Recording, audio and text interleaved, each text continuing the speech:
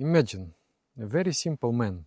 He loves his wife very, very much. He cannot live without his wife. And his wife went across the river to another village to be with her parents. So he was missing her very badly. And then at some point, he became so mad with his desire to be with her. He went out in the rain, in the storm. And then he swam across the river. And then finally, when he came to her house, the door was locked. And there was no way to enter the house, only through the window. So he saw some rope, and through that rope, he came to the window and he jumped into the room with his wife. And she suddenly, in the middle of the night, she woke up and she's like, where you come from? And she's not happy also. She's quite angry with him. How did you come here? Then he said, there was a rope there. I thought you were waiting for me, so you put the rope out of the window. So I came, I climbed through the rope. So they went to look at the rope, and there was no rope. There was a python, there was a snake. So he was so mad. He was so infatuated and so much desire that he mistaken the python, the snake, for the rope. So the wife became very angry, and she said him something, some words that shook him to the core, to the very bones. And it has changed the course of his life. Who was this man, and what did his wife told him, and what he has become, I will tell you later in the end of this video. But how did it happen like this?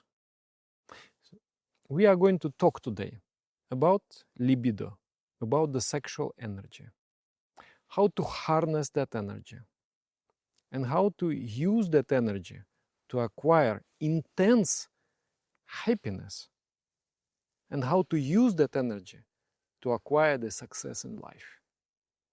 If you like this topic, if you think it is useful, you can hit the like button. Let this video be shown to more people. I think when I was a young man, this type of video was absolutely necessary in my life. Nobody has explained me those things. And also, I have a big experience with this topic because I've been practicing celibacy for last 25 years. And I know this is a very powerful energy, very dangerous energy. And to control it is a very, very big skill. So I'm going to explain you how to control it. I will give you the methods how to control it. So this video is very revolutionary. It is going to change your entire life. And you can also subscribe to the channel, because if you found this channel, it's going to be very special, because this knowledge, even you don't plan to act or don't do anything, you just watch for curiosity. The knowledge itself changes so much. Okay, what happened to this man who was going to his wife? The simple brain, the primitive brain, the early brain, which is limbic brain, took over the cortex. The prefrontal lobes of the brain, the prefrontal areas of the brain, are responsible for rationality, for the proper decision making. But when we become too emotional, when this I want, this desire becomes too intense, you are not thinking anymore rationally. Do you recognize this situation? Did it happen sometimes to you? So, can you really prevent it? Are you really slave of this energy? Or this energy is slave to you? It depends on one thing. I will tell you later what it is. This energy, actually, how this desire is generated? Through the secretion of the substance which is called dopamine. It creates the anticipation, not really the pleasure, but the anticipation of the pleasure. And it drives you to achieve that pleasure. So this dopamine system is just like a river. And the river is flowing and flowing and flowing. But you can harness the power of this river by building a mill at the bank of this river, and the river will rotate the wheels of this mill, grinding the wheat, grinding all the things, making the flour. Well, it's like a turbine. You are bringing the water within the turbine, and within the turbine it rotates the different propellers and creates electricity. This power, the libido, is just like nuclear power. You can build rockets which will erase the cities, or you can build a power station which will light the cities. So it is all question how we build that type of turbine and how we bring that water inside that turbine. So that energy makes the work for us. When there is stimulus, desire, and then immediate satisfaction, it's just like a shortcut. Electricity. If you just connect two wires and burns things. But if you bring these two wires through the engine will start rotating. So how you bring that? How you create that turbine? It really depends on one thing. The ability to create that turbine. It depends on the thickness of your cortex. And how you can build the thickness of your cortex? By practicing meditation. Literally, every meditation, and it is proven also scientifically, it's just like you pump the muscles. When you do meditation, you grow the gray substance, the neurons. So your brain becomes more and more complex, and the control over your behavior becomes more and more sophisticated. Metacognition, when you are able to not to be completely merged with the desire, but to see, I have the desire. I am not the desire. I have the desire. I am witnessing that desire. And then, if you are able to see like that, you can control it. But it really depends on the structure of the brain. It's like if you decide today, okay, very good, I am going to control this energy. I congratulate you, that's a very good decision. But mastery, it will not come in one day, it will not come in 1 month, it will not come in 1 year.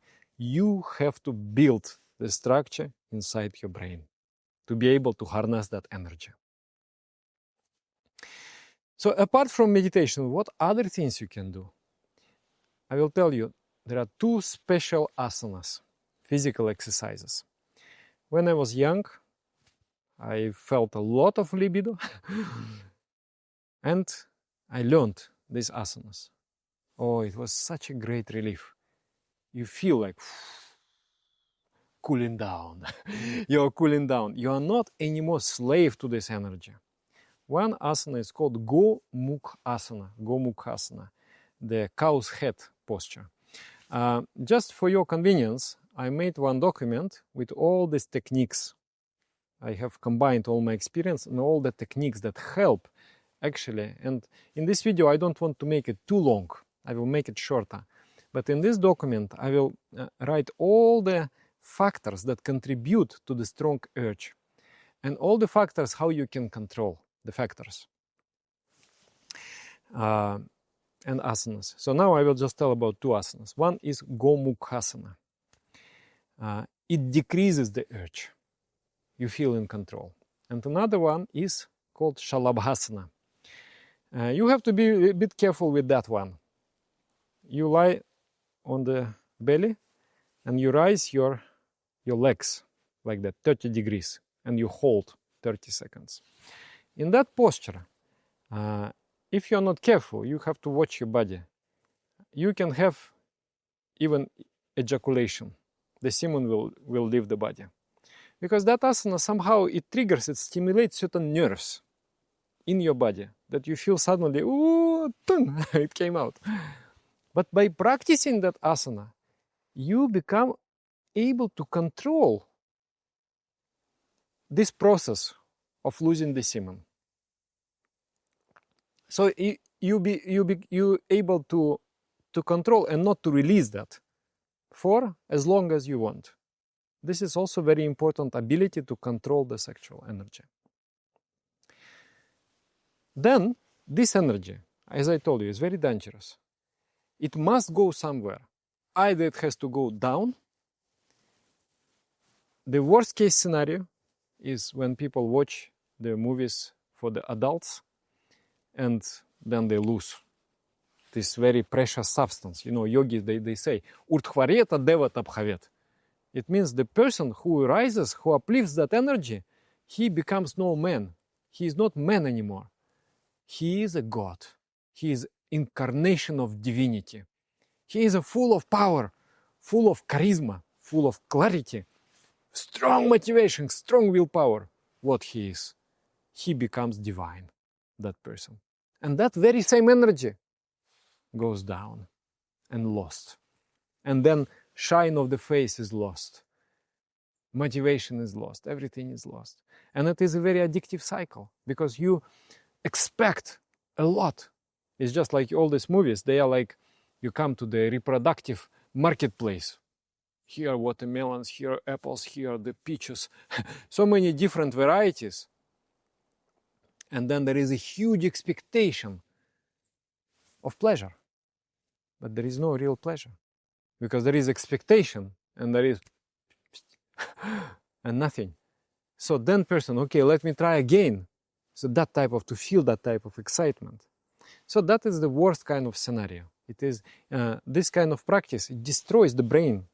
Slowly, slowly, these areas that are responsible for the control, responsible for rational behavior, they become weaker and weaker and weaker and weaker. And this ability with self-control is completely lost. So person turns into vegetable due to this kind of entertainment. Better utilization is when it is direct use, just like in a family life, but instead of uncontrollable, in a controlled way, and channel that energy into expressing love, affection. Because this action is not only to immediately quench the desire, but to feel connectedness, very warm emotions, to feel the serotonin, the feeling of well-being, relaxation, to feel the endorphins. So your ability to prolong also create the greater satisfaction. But real utilization, from the yogi standpoint, is on the higher centers. Like if this primal energy goes into here, Manipura chakra, the person becomes ambitious. I want to achieve things. I want to achieve goals. And here also it can be like, you know, almost like adult movies. Because here there is a special achievement. Like if you achieve something external, for example, I want to earn this much money, that is external. It's just like you quickly satisfy yourself. But another motivation is there. And what is another motivation? I want to become better. I want to excel. I want to increase my mastery. And as a result, I will get recognition, I will get money. So external, internal motivation. That's very important. So it is here. Then here, you build a very strong, powerful relationships. Friends, teams. You become, you know, like emotional intelligence. Two people. One is very intelligent, intellectual. Another is emotionally intelligent. Who will work for whom? The intellectual one will work for the emotional one. If you're able to care for the people, if you're able to create that kind of feeling of connectedness, they're ready to do anything for you. So this center is extremely powerful. So bring energy up to this center, you will become powerful. Then here, service. You become altruistic and you become motivated to leave a mark in the society. You become an outstanding personality, a historical figure.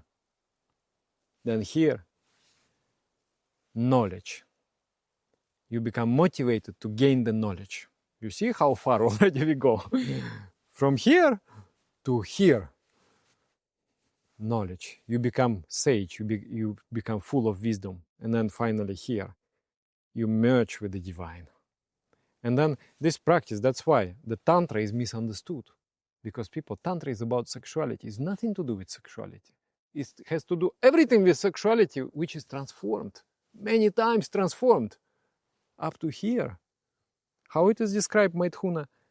When Shakti, the divine force, which is actually sexuality, rises and reaches the highest center, the pineal gland, when they merge, their connection, their union is expressed in a divine bliss.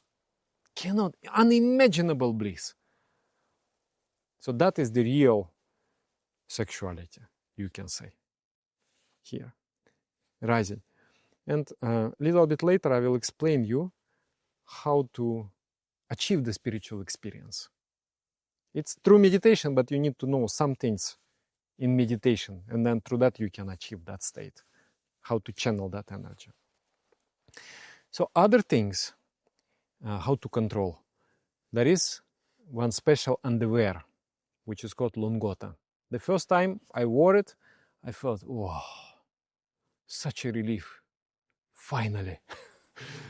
And there is one special kind of a woman, it's called femme fatale.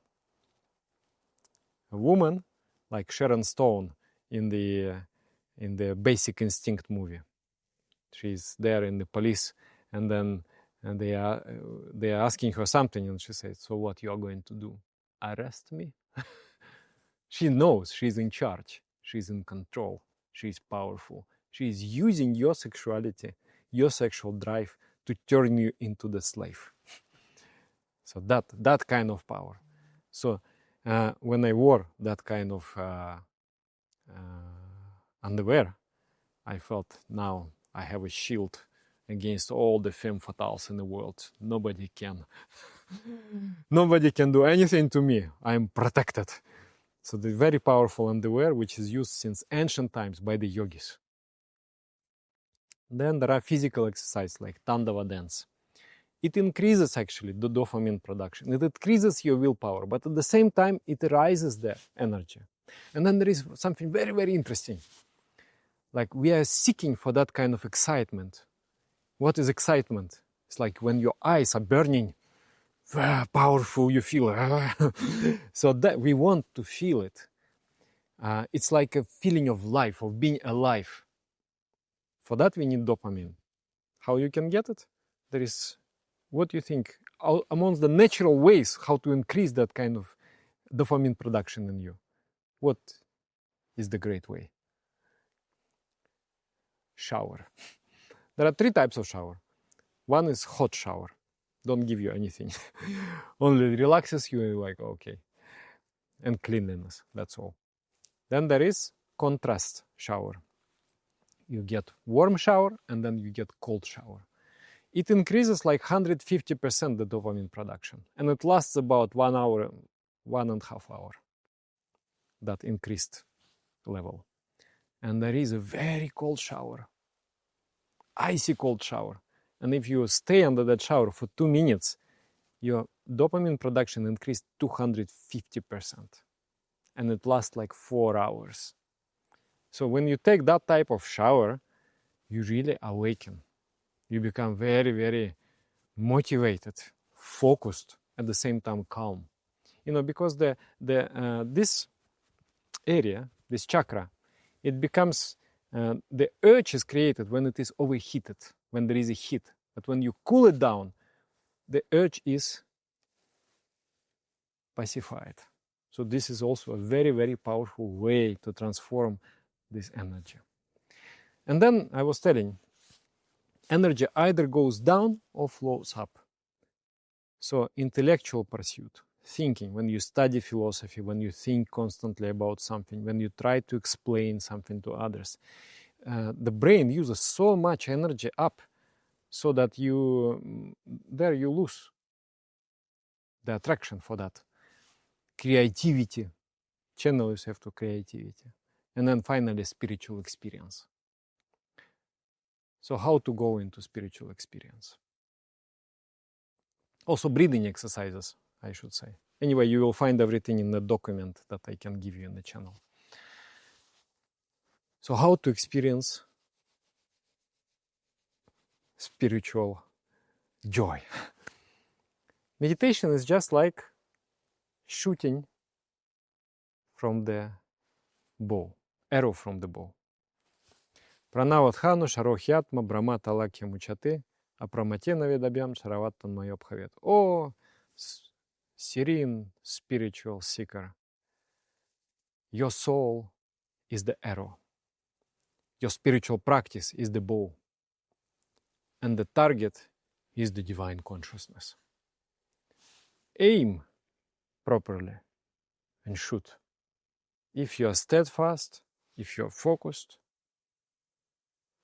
you will hit the target. So what does it mean? There is a target and you need to aim. What means aiming? You need to remove distractions like external world. Forget about the external world. Then your body, forget about the body. Then your thoughts, forget about the thoughts. You see, you're coming from the outer circles. Slowly, slowly, you're coming to the inner circle. Then finally, only your I remains. I am, I exist. In that I, there is the supreme I. There is consciousness. There is divine consciousness. So finally, remove that and aim into that very, very middle. So it's a special technique, pratyahara yoga. And then, so now you aimed, shoot? No, not shoot. You have to stretch. You have to charge. What is this charging? It is increasing of the desire. Increasing of the desire. And once you feel like, oh, supreme entity, I desire only you, then shoot. Then you repeat the mantra and then you start feeling. When you do like this, all those inner opiates, all the endorphins, anandamides, and all kinds of very blissful and beautiful hormones, they are secreting from your brain and you're enjoying a spiritual experience. You're touching that. So that is very real. So many times when you are in the state of urge, physical urge, it is a great time for you to awaken and desire something higher. No, I will not achieve satisfaction at that level. I want to achieve satisfaction on that level, on the highest level. So imagine how much turbines this desire have to move to finally come out here. So this is the greatest way, actually. But I don't want to make an impression that I want you to be a celibate, a monk. For most people, this is not necessary. Some people, like monks, they want to dedicate their life completely to the service, to the higher chakras, higher pursuits. But for the most of the people, the ideal life would be to regulate. You know, one time I built a house, and in that house I was building also the heating system. You put the radiators, you make the pipes, you connect the pipes, everything. So, and then once you have connected all the heating system, you need to regulate the radiators. If some radiators are very open, the water just go in there and it doesn't go to other radiators. So the challenge would be is to regulate the radiators, all the chakras, all the areas of life. And you need to give energy to every area of life. And of course, the lower area, it has to be a little bit, make less. So not all energy is distributed there at that level. So this is about transformation of energy. What has happened to that man who was going through the river and then coming to his wife's room? And what did she say to him? When he came into that room, wife stood up and she's like, "Why are you here? How did you come?" And he was thinking, I will come now, she will be so happy, she will hug me, and we will, enjoy our life. But she was angry, and she said, "What kind of man are you?" With the disrespect. You are driven by that urge. Even if you used 50% of that urge to realize God, to realize divine, you by now already would be a saint. So what he experienced, it was neuroplasticity crisis. Suddenly he felt disrespected by his wife. Suddenly he was aiming at some happiness, and suddenly he realized there is no happiness there. It's not coming. So it was like a shattering truth for him. And he was like, whoa. And he took it. And what he did? He devoted himself to the spiritual practice. And what was his name? Tulsi Das, one of the great poets of India, who has created like a folk version of Ramayana, translated. And he was blissful, crying out of joy and things like that. And he became so great. And wife later, she was, running after him. "I love you." But he said, "No, you're a great woman. You have inspired me to become a saint. But now I went into the cosmic." And then he was not going with her. Anyway, you don't have to become like Tulsi Das. It's a very special. But many people, truly, if you think, many people, they have this, their addictive nature. So they have addictions in alcohol, in sex, in substances and things like that, in games, in food. But actually, they are the people with a great potential because they have very sensitive, dopamine-sensitive system. And they are driven people. But if they don't build that turbine, which this desire will move, they will be very mediocre people, unhappy people, because what they desire that great happiness. So you build that system of that pump that pumps the energy higher and higher and higher and higher, and that every chakra, every ability, every sphere of life gets nourishment. I will appreciate also if you write something in the comments, if you have any stories of control, how you manage to control. Do you think it is easy or not easy? It will be interesting to discuss. And also, if you have any questions, I can answer you in the comments. By the way, if you you ask the questions once a week, now I have the live streaming, and I will answer all your questions also during the live session. Yes, so thank you for your attention. Subscribe to our channel. This channel is going to be full of jewels for you. And within half a year, within 1 year, it will transform you greatly. You will find new happiness.